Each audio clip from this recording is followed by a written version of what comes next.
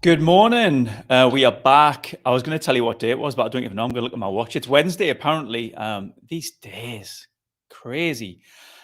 We threw this live one in pretty quickly with our friends Rob and Kennedy from Email Marketing Heroes. I hope I got that right because I know nothing what's going on. I've been chucked right in the deep end here. Now I'm going to throw these guys right in.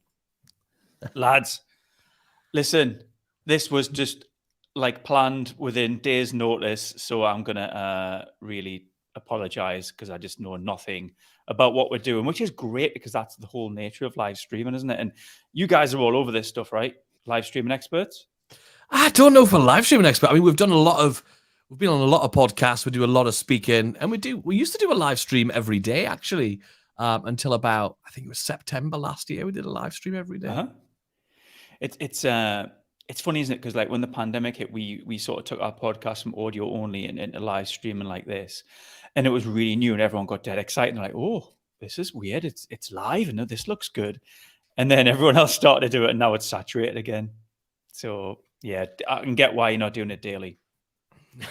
So we're over Facebook, YouTube, Twitter, LinkedIn. So if you're watching this on catch up, great, because I realize it's 11 o'clock on a Wednesday morning. You're going to be busy. You're going to be busy sending emails that suck through Outlook, right? But we're going to hear about why we shouldn't be doing this right now. Just a quick one, lads. Is it like Ant and Deck? Do you get this? Someone's got to be on the left, someone's got to be right. So like, if I kind of so I'm always on the left. Although right? I'm on the top and Kennedy's on the bottom here, and that's a different thing. So let's not talk about that. That's a different kind of gig. I've just threw us everywhere now. This is a bit wild. When the music stops, you've got to sit down, and whoever doesn't get a chair is out. Right. How does that make you feel? Is that better? Wow. I mean, I feel bad that we're on top. Whoa, steady. We're all doing those jokes now. This is above the watershed. So that looks better than left and right. Now, yeah. I asked you guys before we went live, where were you both? And you couldn't tell me. Or you didn't know where each other were, which is ridiculous. We're in a secret location. Secret location. Yeah. Is this, are you guys like business partners then? Yes. Yeah. So, I mean, Rob, do you want to tell the story about how we met's kind of weird. So we've got this really bizarre story, that is that I'm for anyone listening to this, not watching it, I'm Rob with the red hair, Arthur Red, no more clues. Kennedy's the good looking and really funny one. Kennedy's the other one. Let's say the other one. I'm a hypnotist, right? So for the past 18 years, I've been traveling almost all over the world, performing my show as a comedy hypnotist, getting people on stage, hypnotizing them. You'll have seen it on the telly. Not me, but other people doing it. And definitely not you.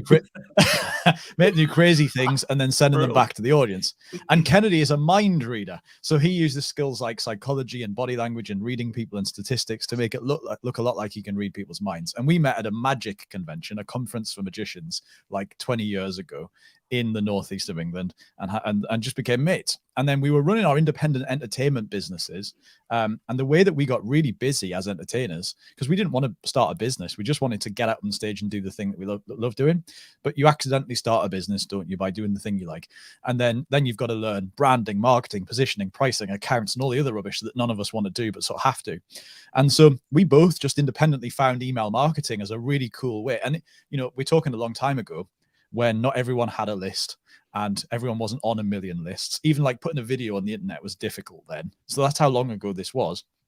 And so we started to send emails in order to get booked for our gigs and get repeat gigs. And then other entertainers found out that we were two things that entertainers think it's impossible to be at the same time. We were expensive and busy. And if you ask any entertainer, they'll tell you that you can't be both expensive and busy. If you're busy, you must be cheap. And if you're expensive, you'll have no work on. That's how they feel about it. So we started coaching other entertainers how we were using email to get booked to do gigs, again, independently.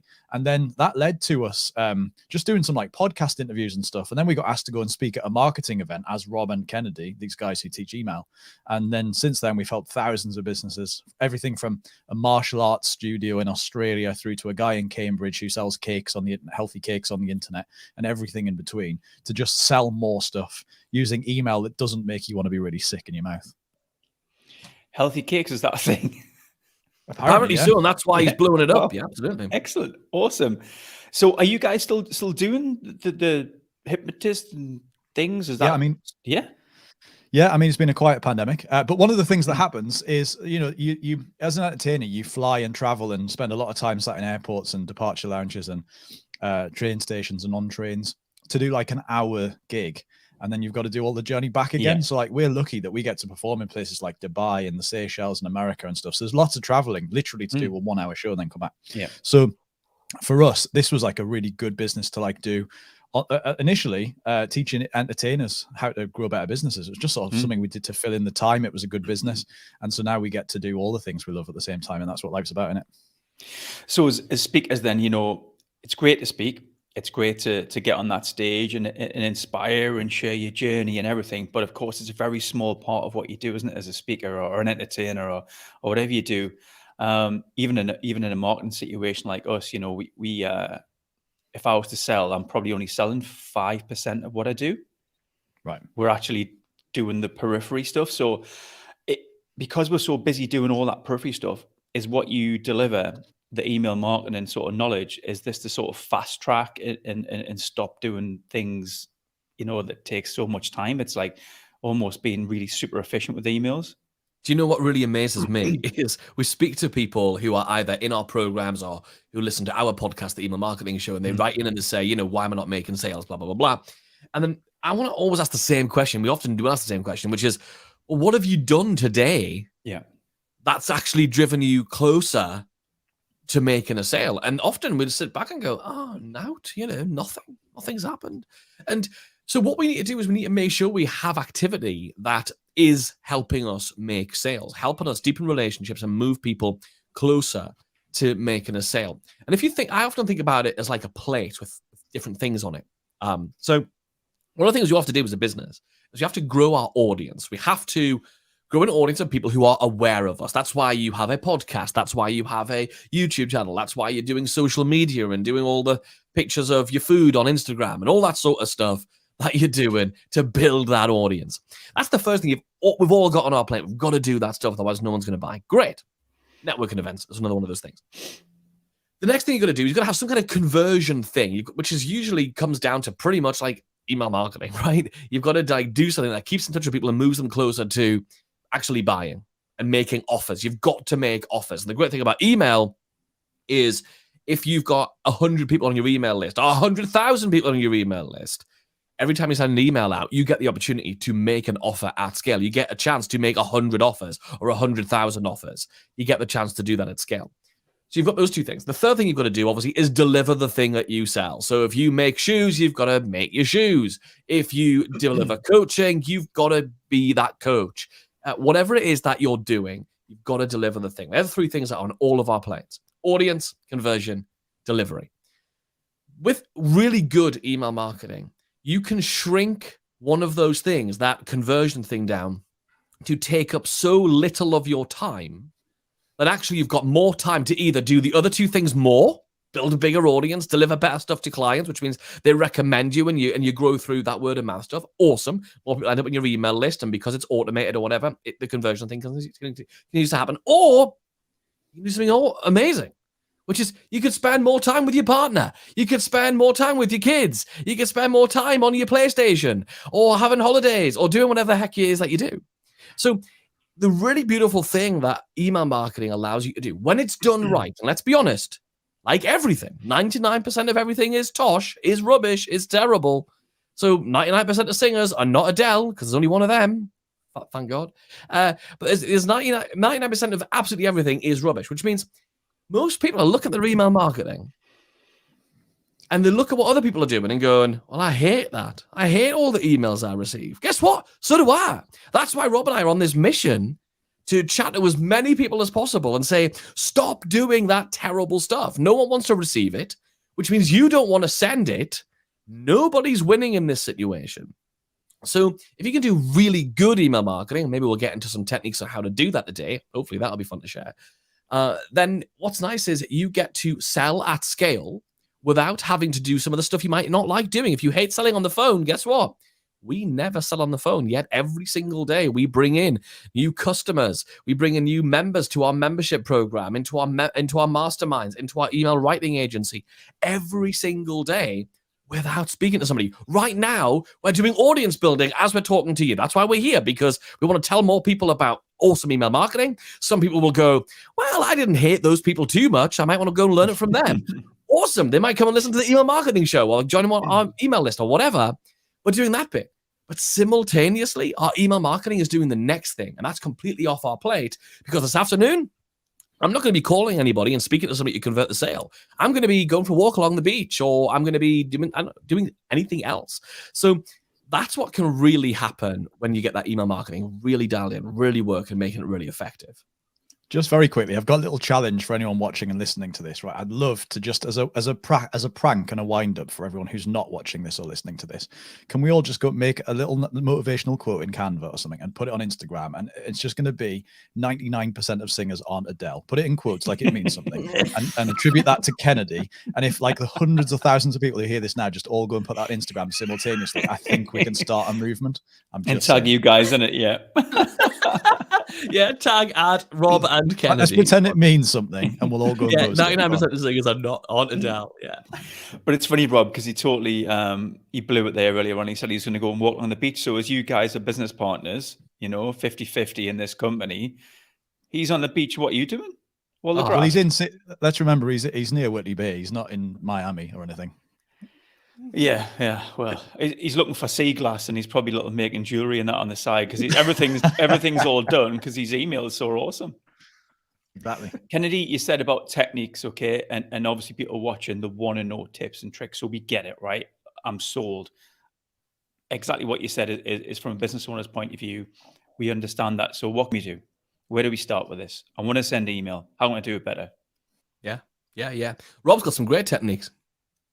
Nicely done. You have a rest, Kennedy. I think the very first thing that comes from this is the fact that we have to think of email differently, because at the minute we tend to think of it as this slimy, horrible thing that we have to do because it's a necessary evil. Like, we've got to send emails because we've got to make sales, and we've been told that that's what it does. And we've got these subscribers, whether you've got 100 or 100 million of them, you've got some subscribers in your pool there, and you need to do something because you've been told that you do, and you've got to make sales. And if some of them unsubscribe or click the spam button, well, it's not great, and we feel a bit icky about it, but it's a necessary evil. And instead, the way that we like to think about it is that email's just another place to put your content, right? So the content we're recording right now and that you do on this podcast all the time, okay, this is people having conversations, talking about things, right? But it's just content on the internet, and therefore people hopefully find this valuable. And likewise, if you post on your Instagram with not 99 singers, but like genuine quotes, people find that beneficial as well. And if all we do on the internet is type words or speak words and click buttons, then we can do that by email, and there's no reason why that can't be valuable too. So we want to think about email as being another place where you just put your content, and therefore, if it's just another place where you put great content, that's another place where people can benefit from that content. If people benefit from it, then they're going to like it. So what we want to do is we want to think about email as being a thing that people can actually actively look forward to receiving. Don't build an email list of people because you can, and then email them because you can. Build a list of people who want to hear from you, and then you'll want to email them, right? You'll want to put your content in front of people. You know, when you're at like a party, a gathering somewhere, and somebody says, oh, Ian, come here. Come and tell them that hilarious story about that time with a seagull. Go on, tell them the story. You can't wait to tell them the story because you've been invited to tell it. You probably wouldn't tell it of your own accord. You'd probably stand quietly and wait for someone to ask to tell them to tell the story. But can you imagine for that person, we're going to different little groups at a party going, hey, I've got a story about a seagull. Want to hear it? That'd be weird. So what you want to do is you want to feel like you're invited. You want to feel like you're able to send them stuff. And the way you do that is by building a list of people who want to hear from you. And what that means is, of course, not just emailing every time you want to sell something. So that's the problem, is what most people do right now is they either send like a monthly newsletter or a weekly newsletter, which is basically a collection of rubbish that nobody wants to hear from you in a format that's hard to read, infrequently, and when it suits you, not when it suits them. Or you do the opposite of that, which is you kind of ghost them and go deadly quiet until you're ready to sell something, like you're suddenly doing a special offer on pens or something. And you go, oh, we're doing a special offer on pens. We email everyone and tell them about the pens, right? And then somebody toddles over to the computer, writes this email, sends it out, and sort of hopes for the best. And instead, our approach to email is to say, well, let's actually send emails that people want to receive with content they want to receive them. And we're going to send them as often as we want in our business every day. Send an email every day, 365 days of the year, including Christmas Day. If you're a bit more B2B, then you might want to make that Monday to Friday, maybe. But like that sort of frequency is great. Any less than 3 times a week, honestly, in our opinion, if you're sending emails less than 3 times a week, and people might want to sit down here, folks, we think you might as well not bother. Like, it's just not going to have the impact that you're expecting it to have. And it's actually just not worth the effort putting in. So for us, and that's a sweeping statement, but it's also very true. So for us, we want to create content, send emails that build connections with your subscribers every single day or every single week, several times a week, so that when they're ready to buy from you, you're just like that far from the top of their inbox. Like, you're so reachable, and they don't have to go, oh, what was that? Was it Ian or Andy? What was his name? They don't have to do that. They just have to go, oh, Ian can help with that. I'll go and sign up immediately. And so what we know is, like, we were just looking this morning at some of the people who joined our email list like 8 and 9 months ago, who've just joined our program today. And what that means is that we've got really good processes in place to make sure they know what the program is, what it does, why it's good for them, why they should join it. But for some people, the timing's just not there. So we want to make sure that we're top of mind the minute people. But those people have continued to read and look at our emails every day for 9 months until it was the right time, until they heard the exact thing that was going to make them jump on this opportunity. So for us, it's all about sending emails people want to receive and just knowing that that's even possible. And here's a really interesting thing as well, is people think, well, if I show up multiple times a week, it makes me look like I'm being really salesy. Actually, the opposite is true. I mean, as you'd imagine, our background being in psychology, being a mind reader and a hypnotist, we really delve into a lot of studies around how people think and what's really going on. If you think about it, what most people do is they've got a thing that's on sale now, and they email their list and tell them about it. We've got this new product. It's great. You should buy it now, and the early bird price, and another excuse to email you, and here's what people think about it. You should buy it. And then once that's over, they kind of go a bit quiet. And the only time we hear from that person in the future is when they've got the next thing to sell, or that thing's on sale again, or that event's coming up, or that thing, which basically means, by very definition, the only time I ever get an email from this person, I'm going to see that email come in and go, what's Ian got for sale this week then? That's what happens. Whereas actually, if you're just showing up with value every single day, for example, there is no switch to sales mode. It's always that you're showing up, building that relationship, giving that value. So now that they know that you're always going to be there, regardless if you're in sales mode or not. Awesome. Right. 2 questions, one each. Right. Kennedy, how do you continually create value, and what does value look like? And Rob, frequency bit, I love that, because you're right. You're telling people to sit down because you're going to email them every day or every 5 times a week. It is a lot for people to understand. But I guess it's a great filter, because the people who don't want to hear from you every day just unsubscribe, and the people that do want to hear from you every day still stay subscribed for the 9 months, and then to reach out and then become part of your funnel, if you like, to join your programs. Is that the purpose? Is that to filter out the people who you don't want? Yeah, I mean, partly. One of the things we do, I mean, we take the opinion that there's a few things that people worry about, like people unsubscribing. I worked hard or paid money to get that subscriber. It cost me $5 in Facebook ads to acquire that person. They've unsubscribed. That's $5 gone. And the way that we do it instead is, instead of worrying about unsubscribes and worrying about people complaining or replying to you and telling you rude words and that kind of thing, what our approach is this: your email list is your house, and you invited them in, right? So I write most of our emails for this particular business. We send 4 daily emails every day between us for a couple of different businesses, but I write most of the emails for Email Marketing Heroes. And the way I do it is, I'm almost writing those emails for myself. It's almost like a therapeutic thing where I'm writing stuff that I want to send, and people who want to receive it can, and people who don't. So we really see it as people have come into our house. We haven't barged into their house and kicked the kitchen door in and barged in through the conservatory. Like, we've invited them into our house, and therefore the wallpaper is the wallpaper we chose. We've got the ornaments we wanted on the mantelpiece, and if they don't like them, that's okay. They can leave, but they can't come in and say, what's that wallpaper about? This is too much. Your tea's horrible. Like, they can't do that because you invited them in, and at any point they can leave. And we tend to think of email as being an intrusive thing where we've kicked the door in and gone into their house. But the way that we set it up is really simple. We use something as a welcome sequence. Ours is called the Getting to Know You sequence, because we're huge musical theatre fans, and that's a song from the musical The King and I. Surprise, surprise. And so basically what we like to do is to tell people what they're going to get and then give it to them. So the minute people join our list, we send them 4 emails over 4 days that everybody gets. And it's literally saying, this is who we are. This is why it's good. This is why you'll like it. This is what's going to happen. This is why it's good for you. This is why you'll want to hang around. Here's what's happening next. And when you set that level of context, you can really do anything you want. If we wanted to send 10 emails a day, as long as we set that up in that beginning bit and give people the chance to get out if that's not for them, it's kind of all right to a point. So what we do is, it's a bit like, when you get on a train and you sit down and you make yourself comfortable, you put your bag on the seat next to you just in case. And then basically the train sets off and you hear the train guard come over the tannoy thing. And why they can't get better microphones in 2022, I'll never know. I've got one in my house. Anyway, the voice comes over the tannoy and says, welcome aboard the 1932 service to London King's Cross, calling at here, here, here, here, and there. In a minute, some woman's going to come down. She'll be grumpy, but she'll sell you a Fanta and a Twix. Here's what to expect. And that's what's going to happen.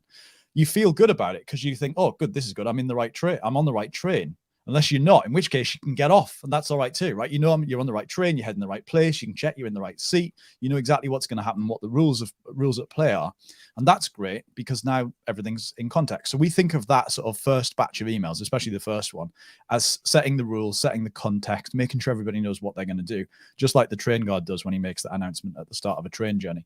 And once that's set up, you can do whatever you want. And like you said, it really allows you to very quickly filter out the people for whom that's not for. And then move on. Just before you come in, Kennedy, with the value bit, how do you feel about unsubscribers, Rob? Does it hurt you inside? Do you feel like dying a little bit, or are you just thick-skinned with it? It's fine, and it's not because we treat them like a big trough of numbers. Like, we do think of every person as a person, but at the same time, we're not for everybody. I don't like everybody. I can't expect everybody to like us. I think that's important, but also, and just on like I paid money or worked hard for that person, especially if you like running ads or something and you haven't done it for very long and you've maybe got 50 new subscribers and you've paid $5 each to get them. It's quite easy to look at that and go, that math is quite difficult, so I'm going to make this different. Let's imagine you've got 100 subscribers and you've paid $5 for them, right? Then you look, it's easy to look at them and go, wow, I paid 500 quid to get those 100 subscribers. You don't have to be smart to do email marketing, by the way. And so instead of going, well, that person's unsubscribed and that person's unsubscribed, I've just lost a tenner, 2 $5s. Show me working out, you get extra points for that and a sticker. Instead of saying, well, I've just lost those 2 subscribers, that's a tenner gone. Instead of trying to make each $5 back from each person, that's never going to work. Instead, you have to go, right, I've got 100 subscribers here and I've got to make 500 quid back from them to break even. Any more than that and I'm in profit. So if you've got £1,000 thing, you go, well, I've just got to sell one of those 500 people my £1,000 thing. Or if your thing's 20 quid, then you can do the maths to figure that out. Rather than independently clinging on to the $5 that it cost you to get everybody. Otherwise, you'll go insane. So yeah, we're just quite thick-skinned about it. People unsubscribe. That's okay. Some people will swear in the little comments box and tell you nasty things. That's all right as well. Sticks and stones will break my bones, but the rest of the subscribers will pay us anyway, doesn't it? All that becomes content. Somebody gets we get replies and people saying nasty things, and guess what tomorrow's email is? It's a screenshot of that reply and turning that into a lesson, which I kind of guess sort of leads into this idea of what is value. And this is one of the things that we sat down, I can't even think how long ago now, when we were not teaching email marketing at all. We hadn't even thought about teaching email marketing. It was when we were just doing it for our gigs businesses and teaching other entertainer stuff. I was like, have you ever sat down at your email platform, opened up that big scary white blank page and thought, right, I'm gonna send some value? What's value? Like, what does that mean? What is that? Send some value. They'll all say that on Instagram. Oh, how do I get more customers? You go to that Facebook group or that LinkedIn thing. You go, how do I get more customers? Oh, give value. Yeah, mate. What does that mean? All these pretend business coaches. So what we do is we sat down. We thought, what is value, right? What is brutal, that Kennedy? Brutal. Well, everyone's a business coach, aren't they? Aren't they just? Yeah. So, but they're so busy that they're on LinkedIn all the time. But so what we did is we sat down and decided, like, what is value, and we basically came up with 9 different types of value. Rather than like tell you what all 9 things are now, let's make it even easier. Basically, everything. The reason that people are on your email list, or even in your world at all, following you on Instagram, on your LinkedIn, wherever, in all seriousness, is because they want to learn things from you or they want to feel things. That's the only 2 things people get value from: learning and feeling. Feeling is why you watch films. It's why the interesting and more entertaining vlogs and vloggers and podcasters and YouTubers and Instagrammers. It's why you continue to consume their content, because escaping into story is really, really valuable. So the other one is when you teach things to people, when they learn stuff, it's because they want to improve, in our case, their email marketing. They want to improve or learn about the thing that you do in your business. And that's the two things. The problem that most people have with their email marketing is they run out of ideas, like you said, Ian, right? They run out of ideas of what shall I send. And the reason that happens, and this was us until about 6-7 years ago, was we focus on, I've got to teach stuff, because we only think there's value to other people when we teach them the tips on this and how to do that and all that sort of stuff. Actually, learning stuff is way less valuable than how we feel. Logical lists of, how many times have we heard the 7 steps you need to have in every sales offer you ever make, or the 13-step sales process you need to go through, like all those sort of things. Do we remember them? No, we probably can't list them off the top of our heads unless we're a sales trainer. But for most of us mere mortals, we can't do that. Whereas there are stories we tell today about stuff that happened years ago. Why? Because they're really valuable. There's probably a moral to that story. There's probably something you learned about yourself or the world, about other people from that story. And physiologically, stories take up more space in people's brains. So and what's really beautiful about telling a story, like Rob was telling some stories just then about various things. And what happens when you tell a story is we can't help it as human beings. We put ourselves into the story in the first person. Yeah. And that's why you go see the latest Scream film and you're a bit scared. Or you go and see that comedy film where everything goes wrong and you laugh because you identify with it, because you imagine yourself in the story. And that's what's important about this. So the shortcut actually to all of this that we figured out is, if you tell stories in your emails, one, if you're telling stories about your world and what you're doing, you'll build deep levels of trust. Secondly, you'll never run out of stuff to say, because while there might only be 500 features and benefits of your product, that's only 500 emails. And there's probably not 500. Whereas there are unlimited stories about stuff that's going on. And I'll give you a tip in a second about how to identify these stories. But a really interesting framework, one of the most effective frameworks we've created for sending emails as often as every single day. Because our challenge was like, okay, if we're going to send emails every day, we're going to make this easy. We're going to make it easy to send them, because why would you create additional friction for anything in your life or business? You wouldn't do that. So let's create lots of shortcuts. Let's not have those mental calories required for this, right? Let's remove and reduce that cognitive load. So how do we do that? We look back over the last 24 hours and just go, and this is a really important question. What was the least boring thing that happened in the last 24 hours? Now, that question is not what's the most interesting thing, because your brain will go, nothing interesting ever happens to me. I was just sat against this lovely wall and that's all I did all day. Like, that will hurt your brain. Instead, if you say, what was the least boring thing? Well, the least boring thing might have been, I was doing this podcast, this live stream, and I felt like I was thrown into the deep end, and we ended up with this really interesting conversation. That's the story. Like, it might be 2 or 3 or 4 lines long. That's the thing. That's the hook. And you can never run out of the least boring thing that happened in the last 24 hours. You can't. It was always yesterday, right? So that's the first thing. And then what we're going to do is, that's the story part. This is a 3-part framework. Story's the first part. The second part is the lesson. What is the moral of the story?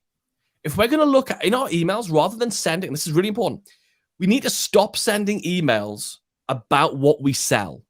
I know it sounds insane, but the only people opening emails about what you sell are people who are already ready to buy. So it doesn't matter how good your email copy is or how whiz-bang your template is. Doesn't matter. Because the people opening those emails are already ready to buy anyway. They just want to know what the latest offer is, the latest price, the latest price break, the latest when does it start. They're so far down the buyer journey. They're like ready to go, credit card in hand. The people you really want to communicate with your email marketing are the people who are not there yet.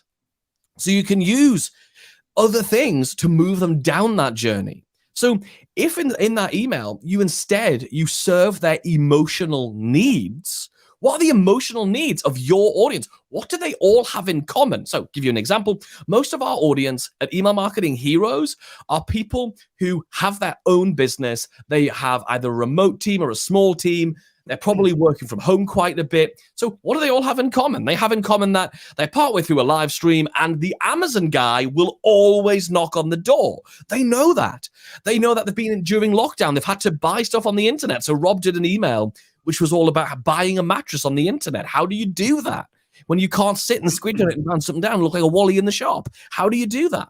So these are all things that your audience can resonate with. So you take your story about the everyday happenings of your life, but the audience puts themselves in and thinks, oh, I'm just like that person. There's a person behind this brand. That's really important. We buy from the people. We never buy from the company, right? We all know that as marketing 101. So we tell the story, then we transition into what is the moral of the story. We call that the lesson. What is the thing we can pull out that the audience will go, that's a good little tip. You know, it's the... In the case of Rob buying a mattress on the internet, he said, have you ever tried to buy a mattress on the internet? I didn't know how firm I wanted it. How firm's firm? And then the lesson from that might have been something like buying anything on the internet actually has a risk. How are you reducing that risk and building confidence with your email subscribers? That's a really interesting point. How am I doing that? That's story and lesson. And then the third element of every email is the offer. It's the call to action. It's the thing you want them, the action you want them to take. And that might be a free thing. It might be, and we talk about that in this week's episode of our podcast, The Email Marketing Show. Click here to go and listen to it. It might be, we're talking about on this week's Facebook Live, put it in your calendar. It might be, hey, we talk about that in module 6 of my course, or this is in our membership, the league, whatever. So it could be a paid or it could be a free call to action.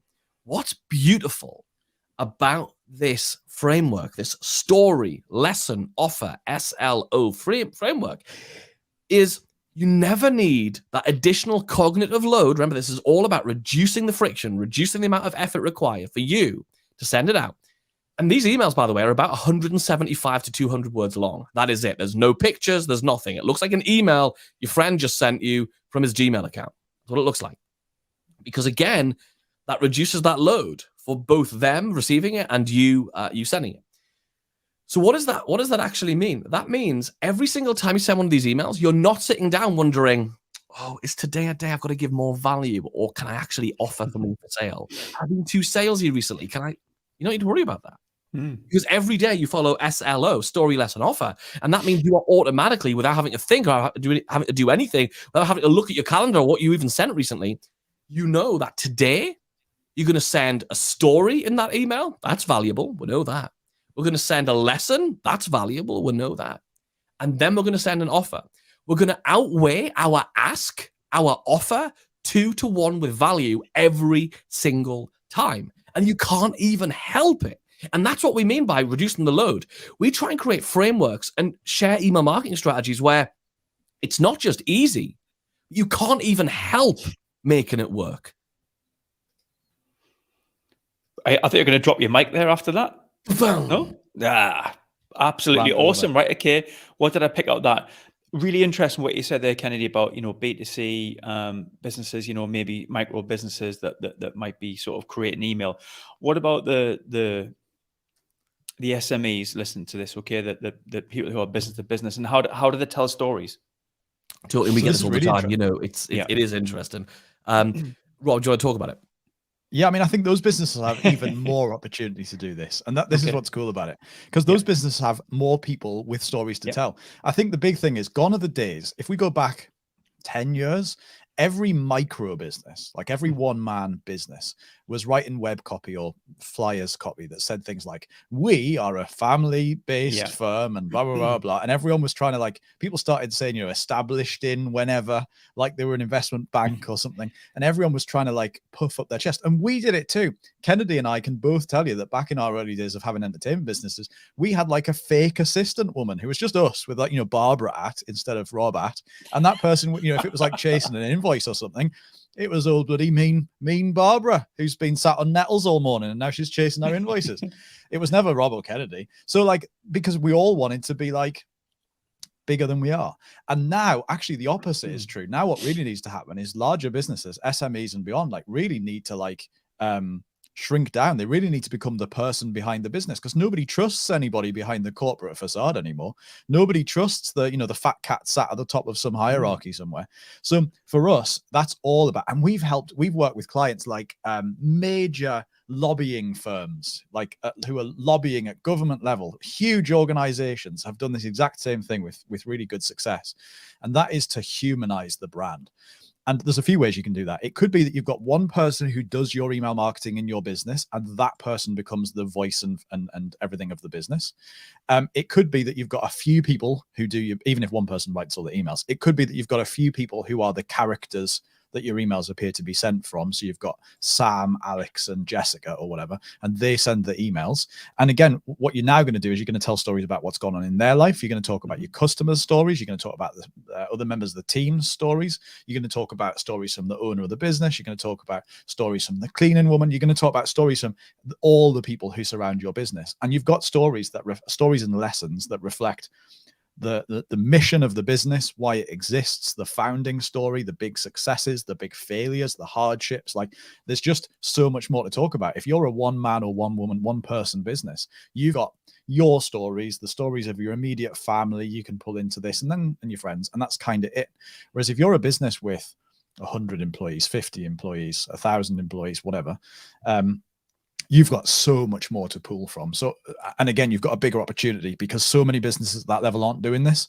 So many businesses, you receive an email from them and it's from the business name, and it just gets archived or folded immediately, compared to if it came from, here's a stupid example. Let's just go massive. So we pick a business we've all heard of. Let's go for like Sainsbury's or Tesco or somebody. When the email comes through, because you're in the Tesco club card scheme or whatever, it comes from Tesco. But imagine if next week you got an email and it said from name, because that's really what gets your emails open. It's not the subject line. The subject line is like the icing on the cake. The bit that gets your email opened is your name landing in their inbox. If Kennedy, or if you, Ian, if you emailed me, I'm going to open that email, even if you didn't put a subject line in, because I don't care what it is. I just want to know what you had to say. So if that comes from Sainsbury's, that's the first thing you see, because typically we read left to right. So you're going to see the word Sainsbury's, and then you're probably going to not even look at the subject line. You're probably going to go, it's going to tell us how many points I've got, and I'm going to archive it. And I don't care. I'm going to archive the email. I'll find out how many points I've got when I get to the checkout. So you're going to just delete that. Whereas if it said from Terry at Sainsbury's, if that happened next week, I can guarantee their open rates would go up. I can guarantee more people will open that email, because people want to know, hang on, who's Terry at Sainsbury's and why is he emailing? Like, what's Terry at Sainsbury's? I want to see what that is. So for us, it's all about humanizing the brand. And I tell you who's done this really, really well, actually, Rob, is Charles Tyrwhitt shirts. Yeah. Oh, yeah. They have done it. Yeah, so we buy Charles Tyrwhitt shirts, right? But again, their emails have such personality to them compared to all of the shirt brands who just email you with their newsletter about shirts. You even know how to say the surname, because they tell you, don't they? Yeah. It's true. Very true. It's really interesting, because what you find, Rob, is that the bigger brands won't do it. They're very risk averse. That that they've got values and mission statements and tone of voice and all this stuff, and everyone's so scared in the organization to do that no one wants to do it and put their head on the block. So, Sainsbury's is a huge example, but even coming down in the SME space, let's just say someone's got 100 employees. They almost, like what you touched upon before, is they try to be the bigger company. They act like the bigger company. They put lots of process in, stem all innovation and agility. It just stops because they don't move that way. So what would you say to them, and how do you get them across to thinking about this humanization piece and just saying, look, come on, guys, I know if you do Terry out, it's going to hit the open rate, but someone needs to do it. What do you say? It's a great question. I think one of the things you can do is start to segment down. So like, you don't have to treat your entire list of, 10,000 people or whatever, or 100,000 people in one go. I think what I'd be looking to do is start to segment down and just test it, because all you're looking for initially, and if you're an enterprising person working in one of these businesses, then this is something to take to whoever you report to. And if you're the guy at the top or the girl at the top, then this is something to just test. Because if you take a small segment of your business, let's imagine you took your most engaged, so the people, you can kind of ignore open rates now because they're wrong, but like the people who most often click, reply, and buy. So you might look at like frequency of purchase, recency of purchase, that stuff. You might look at the people who've engaged most often. Just in your business, whatever you want it to be, decide what you consider to be your most engaged, interesting people, and send them a different email. Just send them 3 or 4 emails over the course of 3 or 4 days. So we're not talking daily forever. We're talking just a little 3 or 4 day sprint to get them to do something. It might be to go and leave a review. It might be to reply to you and tell you something. It might be to fill in a quick survey, whatever. And send it from Miranda / and the business name instead of just the business name, and just watch what happens. Just watch the response you get. And I mean, we've never seen a case where that was negative. We've always seen a case where it lifted and it got an improvement. And basically, you just prove it to yourself, then, don't you? You watch the data happen, and you go, great. Well, if that worked with our most engaged, most recent segment, let's see what we can do to mix this into the general list, and just slowly roll it out so that you become more comfortable with it, one foot in front of the other. And if it doesn't work, go back to doing what you're always doing. Yeah. That's all right. There's nothing particularly lost. And let's remember as well that it's easy for us to remember if we're in B2B. So we sell B2B as well, and it's easy to forget that we're a human being, we're sending an email, and the person reading on the other end of that email is another human being. We are never sending in, there's no such thing as B2B, really, right? We're all selling to the individuals who make a decision or can inform where the decision gets made. So what we're looking at here is making those relationships between this voice, fictional or not fictional, in our business with the person receiving it on the other end. And that's why people read the chairman's whatever it's called, or and that kind of thing, because we care about the people. And if we can get our customers, our potential customers, to care about us, Sales 101 is they're buying the salesperson, not the flipping product. Like Sales 101. Like so many things, like thinking of email as a content channel, selling B2B, selling making it one-to-one. None of this has been moved into the email space. So that's why email's like lagging behind, like the ugly cousin behind there, because no one's taken those skills and those updates and those changes in literally societal culture and applied them to how people open their emails. Look, at the end of the day, email's another app. It's not a thing people sit down and read on their computers anymore. It's another app between TikTok and Tinder on their phone. That's where people are reading these things. So if we can deliver the content and be valuable just like the other content people are consuming, then they're going to reach out. And what's awesome is if you do this now, you're ahead of the curve so that your stuff will stand out when every other SME, every other engineering company is going, oh, this week we did a survey on a thing, and then you're sending people into a flipping coma by the end of their email. Make them more interesting. A really good example of this at play is if you go to any business conference where you've got, I don't know, 12, 15 speakers and you've been sent there by work, or you're the business owner and you've gone to watch it. If you, the speaker who always gets revered, talked about the most, makes the most impact, is the one where everyone goes, oh my God, have you seen that they're speaking? I can't wait to see that. Is the one who's not just pointing at charts and revealing statistics, but they wrap that into stories about how their wife or husband came home that day and slammed their bag on the table and kicked off at them. And they tell this amazing story. Why? Because we're interested in that stuff. The one who comes on with a real pattern interrupt and is edgy and different and out there and tells stories and is interesting, that's the one where nobody's going to sleep. That's the one where the room is packed out. It's the same audience. It's just a different outlet. So just because you've had a day out of the office and you're in, some hotel somewhere watching a speaker speak, the same thing applies to email, or should apply to email, and it really does work. But it's really interesting because that speaker there who tells a story, the next day you'll only remember 10% of that story or that message. But, it's like what they always say, that you'll remember how you made them feel. Exactly. And obviously the next day after that, it'll just decrease and they'll probably forget that what that messaging was. They might remember the story actually, but they'll probably forget the message in it. With an email though, you can open it again. Do you know what I mean? There'll be an email and someone may actually move that into their folder and think, I'm going to open that because there was a really good message in there that sometimes I want to remind myself about. And this is quite crazy. I don't know how you feel about this, lads, but I subscribe to a weekly email that I pay for. So I pay for someone to send me an email, which has got so much value in there. And it actually doesn't really help me from a business point of view. It's almost like a life thing. Like, have you watched this lovely video? Look at this animation. Here's a story from here. And they're like collating and curating stuff. And I pay for that. Yeah. So when I'm talking about my clients about the power of email, I tell them this and they go, you pay for an email? Yeah. Well, Ian, my first ever online product, and it was for entertainers, it was for magicians specifically. It was an email every single day for 28 days that helped people to go from no business plan to having basically a business plan. I didn't call it that, but it was having a constant flow of gig is what it was about. And that was 69 quid. People pay me 69 quid for that month to get an email from every day. So when you're positioning this idea of sending an email to people 3 times a week, 5, 7 times a week, whatever it's going to be, remember that is valuable. Don't apologize. Don't be like, oh, and by the way, I am going to email you every day. So there's no, instead, what you want to be is like, and as well as getting this freebie, this lead magnet, this cool report, I'm also going to show up every single day and give you a new idea, a new tip that's going to keep you focused on your whatever it is that you do. And it's going to help you move forward with that. Flipping heck. You're like basically remote coaching these people every single day. That's mega valuable. Can I just ask the psychology of 69 quid? There wasn't any at the time, I don't think.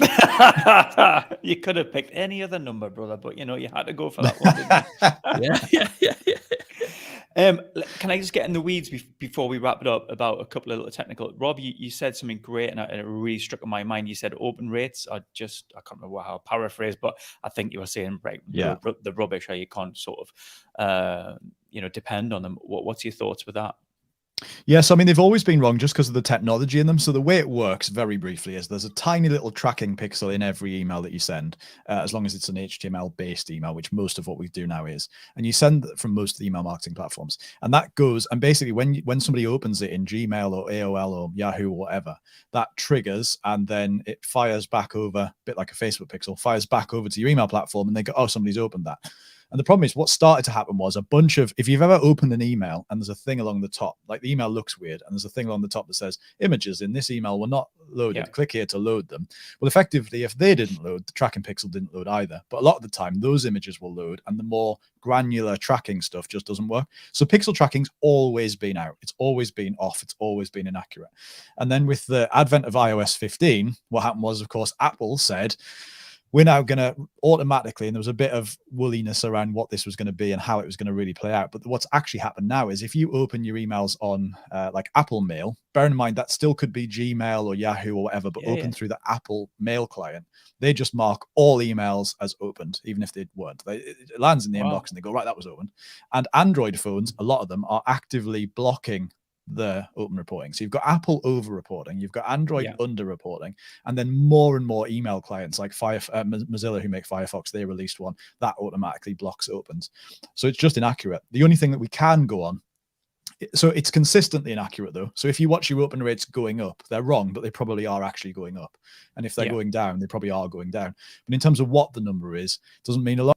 Okay. So loads of people recently have said, oh, I've started noticing my open rates go up. Well, you have, but that's just Apple reporting everything is open. So what we do instead is we really focus on click-through rates, and we give people stuff to click in every single email because that's totally accurate.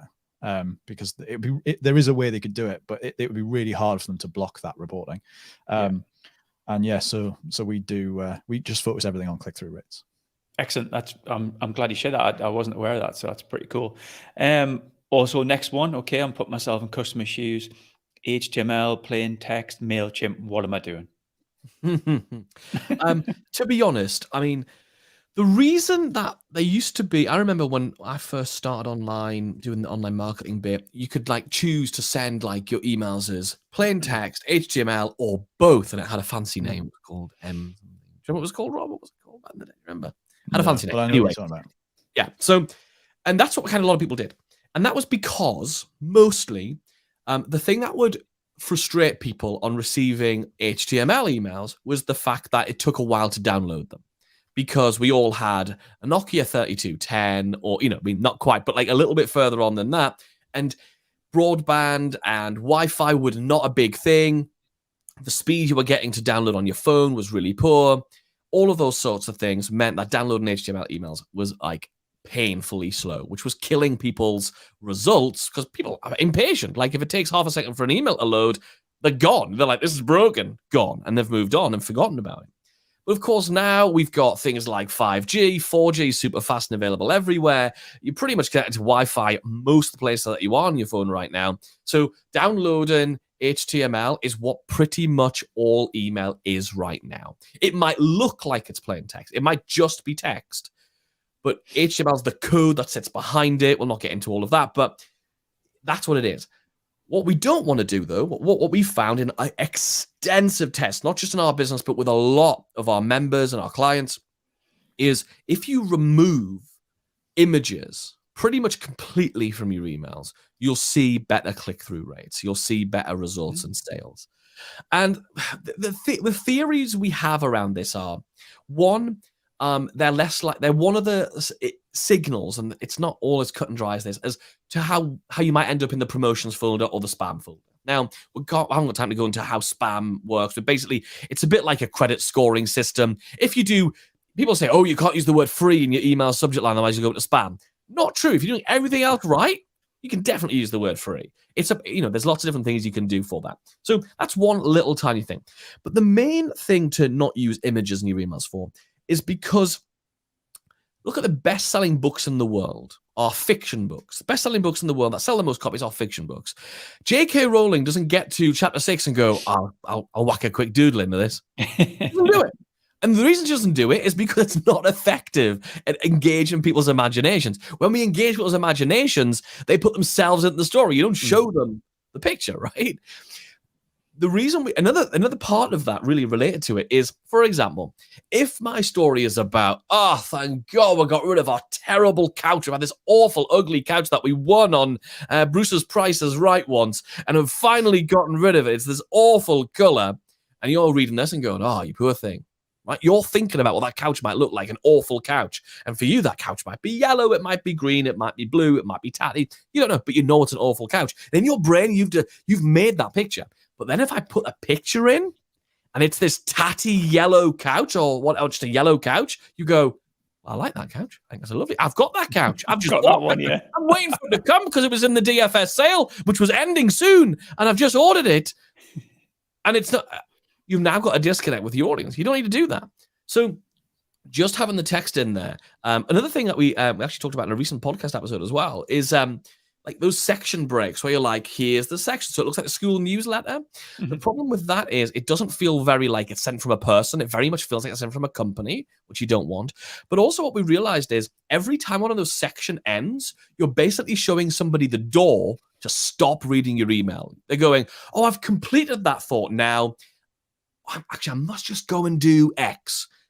That's bad sales. That's bad marketing. You don't want to do that. You want to make sure they're constantly in flow. Have one story, one message, one offer, every single email, lead through it. And one of the big things that we give feedback on is usually the reason you run out of ideas for emails is because you're putting too much stuff in one email. Spread them out. Yeah. And what about then linking to websites, for instance, the tatty sofa? Would you say, this is the sofa story, and then click here to see it? So you push them to the website. Is that a thing? Well, no, probably not, because I can't. Okay. I'm just trying to think of an example there where you would want to do that. Because if they're just clicking to see a picture of the sofa, you're not driving people towards taking an action such as booking an appointment or getting on a call or buying the product or service, right? So your call to action for clicking on the thing would be you tell the story, you make the lesson from it, and then the offer is where the link comes in. Cool. So you say, get rid of this tatty sofa. I'm just making this up on the spot. So get rid of this tatty sofa. The lesson from that is sometimes you have to just put it with what you've got for right now. Imperfect action is absolutely fine. Just get stuff done. Cool. We show you some fast ways of getting stuff done in our program, The League. Come and join that thing. Here's the link. And so we're just going to be sending people to the sales page because that's where we're going to be sending them, and that's the way people join. Nicely done. You got out that pretty well, mate. What happens to you every day?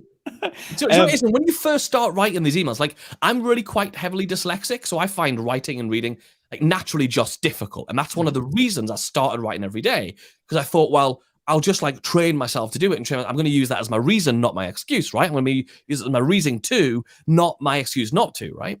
And when you first start writing this type of email, it might take you 30 minutes to write an email. But if that's a really profitable 30 minutes activity you do every day, it's worth doing.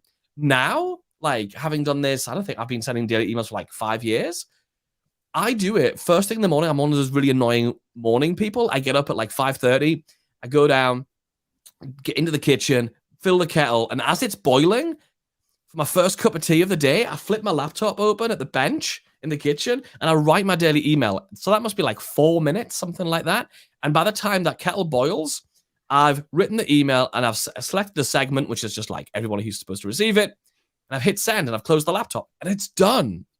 And then I get the reward of having a nice cup of tea in the morning. So yeah, it might take you half an hour to begin with, but it can get a lot faster, even if you're dyslexic like me. Love it. Last one from me then. About tools, what tool would you use to track stuff? So we do a couple of things. For a lot of stuff, we use the native tracking that's built into the email platform. We just ignore the open rates. It's actually, we use Keep, formerly known as Infusionsoft, have done forever. They've actually just announced they're removing the open rate tracking thing, or they're hiding it, or making it smaller or something, after we've been campaigning about this open rate thing for ages. But aside from that, the other thing we really heavily use is Google's sort of UTM parameter type approach, which is just a free thing you can just do to track where all our traffic is coming from. So like everything we do uses the 5 main UTM parameters. Far too geeky and boring to go into that now, but if you go and Google UTM parameters, you'll find out all about that. We split test everything. So there's loads of different web tools for split testing stuff. We use one that's built into like our page builders and that kind of thing. So we want to have 2 or 3 versions of everything running at any one time, and just constantly killing the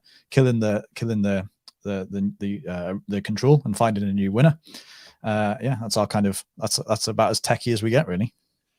Excellent stuff. Well, I'm glad we had a little bit techie in there, because in this broadcast, in this podcast, there's something for everybody in there. But I think, the main takeaway for me is just starting to speak to your clients and customers. They want to hear from you, and if they don't, they'll unsubscribe. But they do want to hear, and they don't want to hear the salesy side. They want to hear stories. And yes, Kennedy, I get the the overused term of give value, but what does that look like? And I think, if anything, it's made people actually sit back and go, what is value? What is value to my client? And what have I got that's of value, rather than what I think that I've been doing for the last 2 years is valuable.